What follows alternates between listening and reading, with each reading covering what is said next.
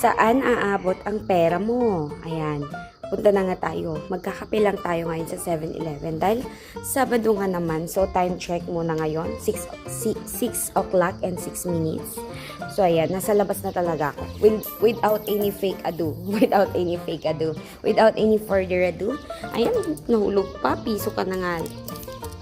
But, 1 bat ka na nga lang. Mahulog ka pa yan. Bilangin muna natin para sure walang daya to. So, magbibideo tayo para makita natin. So, makakapagkapi na ba tayo sa halagang ito? So, 1, 2, oh, nagnog 1, 2. Grade 1 yan, ma'am. Hindi marunong magbilang. So, 10 baht nga pala ito, guys. Ayan. 10 baht siya. Dalawang 10 baht. So, may 20 baht tayo. 25. Then, tag 1 baht na lahat na to. 25. And then, 26, 27, 28, 29, 30, 31, 32, 33, 34. Ayan. So, 34 guys. Yan. For the go. Kaya bang magkape ng 34? So, that's the challenge for today. Tipid-tipid tips. Pag may time, hindi pa naging gasto. Wala naman talagang igagasto. So, ayan. Morning pa lang. Siyempre, hindi na ka nagbilis. Ganito na ako pupunta ng 7-Eleven. So, samahan niyo ako guys. Tara. Kaya ng saan maaabot kaya ang ating 25 pala. So, mag-backdoor tayo para mas malapit siya.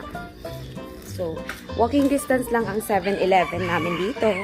Kaya, nakakatipid tayo sa pamasahe everyday.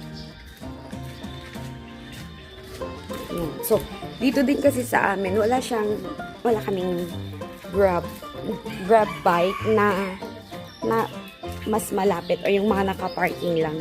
So, kikita nyo naman minsan ang daming grab bike ng mga nandito sa Thailand. Yung mga pumupunta sa anywhere. Pero dito sa amin wala. So, pwede kang mag-grab bike pero hindi naman ganun kalayo yung pupuntahan natin. So, ayan. Medyo di tayo ganun kabilis maglakad. So, tingnan natin kung ilang minuto. Normal lang. So, ito yung harap ng aming apartment. Bali ganyan nga pala ang mga setup ng apartment nila dito. Yung para siyang sa normal na cubicle. So, apartment type talaga siya or studio type ang tawag natin. Ba't ganun yung boses ko? Puunan ko yung boses ko na to. Huwag kang mamalat. So, ayan. Ito yung background. So, huwag ka kung mapapansin. Parang sabi niyo, bakit parang bundok naman? Ang nasa Thailand ka, diba? Pero parang mukhang bundok naman ang paligid mo or yung environment mo. So, nasa northeast kasi kami ng Thailand, which is malapit sa mga, hindi naman siya super bundok, pero nasa city kami actually sa Korat or center siya ng city. Pero hindi minutes, ganun, 30 minutes probably, far from the mall areas. So, ayun. Lalakad pa rin tayo. And then,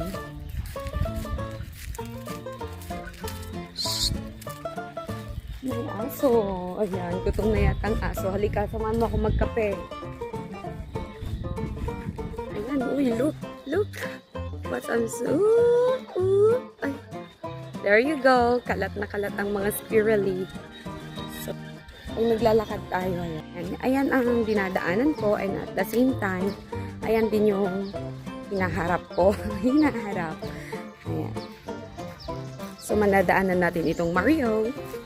Diyan sana kami mag-apartment before. Pero, konting story time lang. Yun nga lang. Mahirap nung first time namin dito. Syempre, hindi mo kasing kumuha ng mga paper. Just like, mga contract from them. Contract siya from the owner. And then, at the same time, sa iyo din na ibig sabihin, i-register ka nila na tenant ka nila doon. So, ayan, ganito ang kalakaran or siste dito sa amin na mga farang, which is ang tawag nila sa mga foreigner ay farang. So, medyo makulimlim pa guys kasi nga anong oras pa lang? 6:11 na nga. So, parang nasa ilang minutes na tayo naglalakad. 6:06 nung umalis tayo. So, ayan. So, hindi siya ganun ka super duper syala-syala ang mga background natin. So, you can see, ayan o. Grassy pa nga. Pero anyway, may time kasi nagpapalinis din naman sila. Pero ganyan talaga ang mga setup. Especially sa ano, minsan may makita ka na lang ahas, ganun. So, sa kanila, alam naman natin na ang ahas is, or mga animals na ganyan, friend na friend sila. Hindi nila masyadong pinapatay. Ayan. So, sige na nga, fast forward na tayo. Hindi kami nakakuha dati ng ganun kasi first time namin and undecided pa kami while applying. Ay, may mga squirrel pala doon na naglalaro. Ayan. So, nag-apply kami and then while waiting for the documents and processing all the necessary documents na kailangan, ayun, nag-stay muna kami sa mas malapit pa talaga sa school. Kasi si tatay, may kakilala kami na nandun na si tatay. Kilala nga po si tatay. Ayun, ang mga aso. Naglabasan na. So nga pa, cute na bahay. Ayan, ang bilis-bilis lang nilang ginagawang mga bahay dito. So ayan, wala pang masyadong tao ngayon kasi sobrang maaga pa. So, lakad-lakad lang muna tayo. And then, kalkalunay for the go on. Ayan. Hindi sila masyadong kumukuha. Wala na yung mga kasama kong nangunguha dito ng mga... Pero bakit mga trim na kalkalunay, spinach?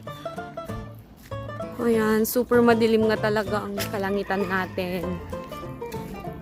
Oh no. Alala mo din ba yung flower na yan? Ayan. So, ito malapit na nga tayo kasi nga ito yung horse sale na dinadaan. Liliko tayo dyan. Ito yung parang ano ko dito, palatandaan ko ng first time. Kailangan, nakita ko tong orange building na to. Ay, hindi na ako mawawala. So, pupunta tayo dito sa market namin.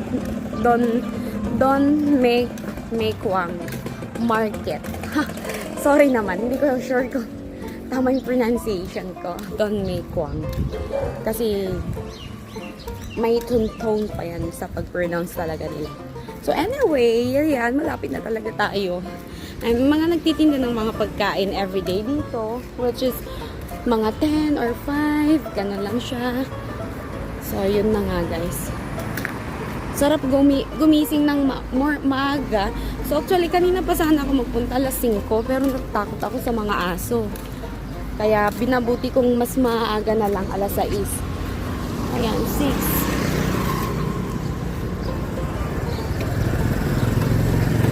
Ayan, natuloy ako kasi sa kakabidyo ko, baka anong isipin nila, ayan.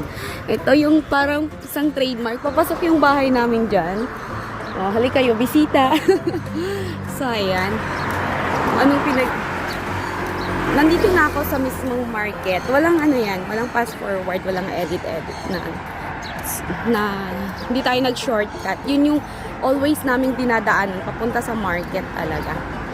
So anyway, pero sa video na to, i-fast forward ko na. Ang dami kong kwento, pero baka hindi nyo na matapos ang video. Sige. So, gusto kong i-video, nag-video talaga for documentation and memories na din. So, ang daming mga lutong kanin. Dito kasi sa Thailand talaga, kung nakikita nyo sa mga vlog, more on vlog ng mga nandito sa Thailand, more on cooked food na sila. Hindi na sila yung katulad natin, bihira. Meron namang nagluluto pa rin, pero bihira na lang. More on bili-bili na lang sila. Ayan, close pa si Mr. D. Hello, Jasmine Faye, shout out sa'yo, my dear baby. Ayan. Favorite niya yan. Yung spot yan tuwing pumupunta kami ng market. Most of the time gusto niyang dumadaan. So, ayan, share ko lang. So, ayan, nandito na nga tayo. I'm not sure if, uulan talaga. Wala kang lang umbrella. Okay lang yan. Hindi naman tayo nagmamadali since Friday. Enjoy our time. Ay, Friday. Naginip ka na naman yesterday. Saturday. It's Saturday. It's Saturday. Ayan na. So, 7-Eleven lang naman ang target talaga natin, guys. So, open na din ang kanilang Wishko, which is outer supermarket here. Ayan, so dito lang naman ang simpleng tahanan natin dito sa Parat. There you go. And ang 7-Eleven na, pupuntahan natin, magkape. Pero tingin muna tayo dito, baka may gusto tayong bibili. Pero for sure, so yun yung public market po nila. Every evening or afternoon mo sila nag-start. Before so bali-bali, dalawa-dalawa na ang wish ko nila. Anyway, pasok na tayo sa 7. Wala na sa reality show. So yan, papakita ko sa inyo na ang bibilihin natin or yung pera lang natin ay 34 baht. So, medyo shy tayo. diretso tayo dito. Charot. So, this is their 7-Eleven, which is kompleto. O, diba? Anong sa inyo? Kompleto talaga. May mga cakes pa. Pag nag-birthday talaga sila, trivia lang guys. Yung mga simpleng taos, yan, okay na sa kanila yung mga ganyang slices. Very cutie. O, ayan. Wala nang arte-arte, ma'am, na yan lang ang cake. Wala nang katanong-tanong na ganun. Basta, pag nagpa-cake sila, alam mong birthday na nila yun. So, ayan. Wait tayo ng pila. So, dahil, yan ang coffee kong madalas na in-order minsan. Mura ito, but ito 26, ito 20 baht lang. So, ito, magpo-coffee tayo, which is 3-in-1 tayo ngayon. Sige, try na nga natin. Or, ito, 25. Kung ito, ang bibili natin, mas 15. So, tingnan, espresso or cappuccino. Wala silang cappuccino. Ubus na yata ang kanilang cappuccino. So, hindi pwede. So, ito na lang, ito na lang ang gamitin natin. Ay, ano natin. I think mas na.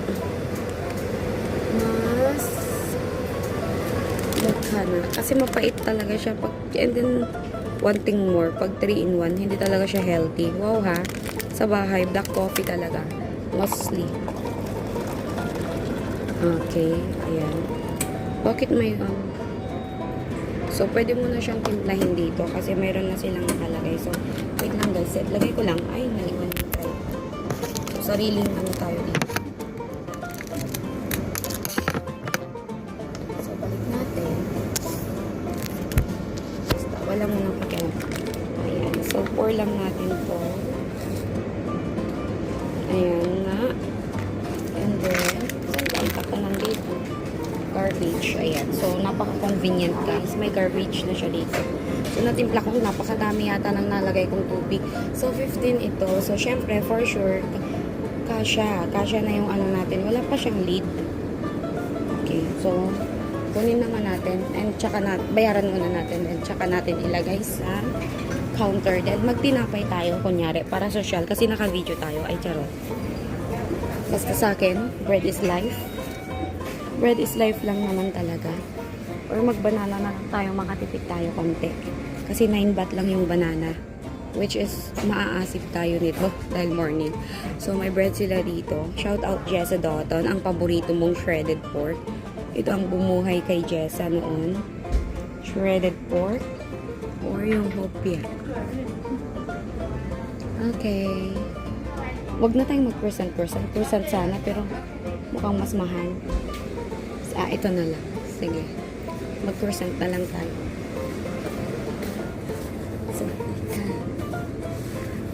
So, ito na lang ang kukunin natin. Yun na ka. Si dam ka. This one, the color red down. Moko na ka. And then, magbabayad na nga tayo. And,หนึ่งสองอันนี้1 2ใช่ไหมคะ1 2ใช่ค่ะ1ค่ะ and then ส่งแต้มไหมคะ so ไม่ใช่ my member ค่ะ so ayan ang babayaran natin ay 31 ค่ะ this is the challenge 10 20 and so mangibabain tayo pero hindi proud ako dyan. Okay, 31 ใช่ไหมคะ31 okay ka. Okay, so accepted. Pasok pa yung budget natin. May sobra pa tayong 3 baht. May penlay ka. Ani ka. Thank you. So, ayan. For the go. Mag-ano na tayo. Mag-coffee na daw tayo dito. So, syempre, mas convenient. Magkape ako dito. Ayan. This is me. Ayan. Ito na yung challenge ko, di ba? Nakakape na tayo sa halagang 31 baht. 31 baht. O, ayan ang nabili ko. 15 and with water na siya. Walang bayad yung water, guys. Di ko pa yun nahalo. Tapos croissant siya. O, di ba? Mahal. Akala ko mahal to. Pero 15, 16. Kasi 31 ang nabayaran. Okay, ayan. Anong masasabi mo, guys, dito So, kape-kape muna tayo. So, ayan guys.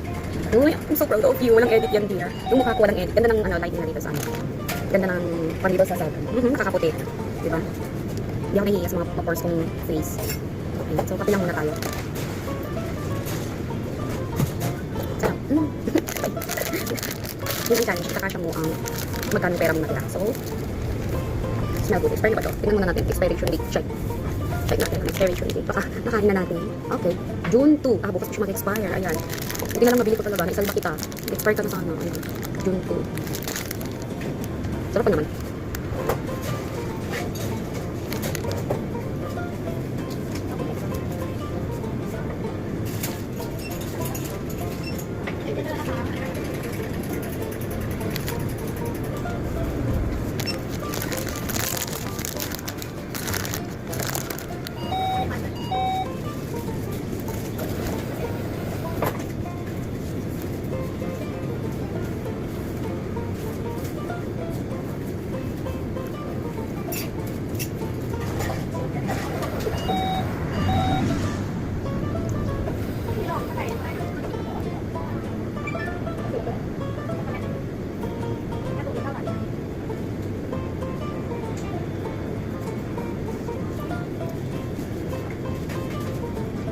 Dapat may leave talaga. Wala yung leave nila dito. Kalimutan ko humingi. Basta hindi ko sinasabi yung mga pinagsasabi.